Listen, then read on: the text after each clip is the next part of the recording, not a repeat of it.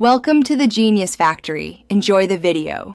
You'll start by confirming power and wiring so the thermostat can run reliably. Turn off the HVAC breaker. This prevents shorts and protects components. Once off, remove the old thermostat base and label each wire with the Nest stickers.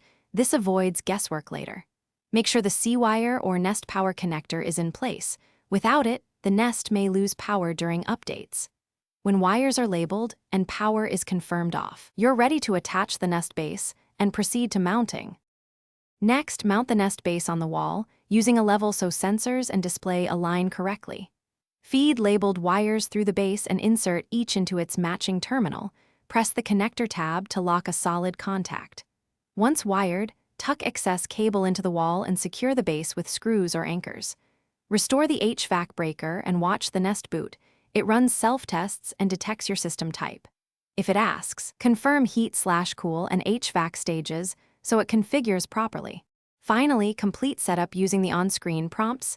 Connect to Wi-Fi, name your home, and set heat and cool temperature ranges so the Nest learns your schedule.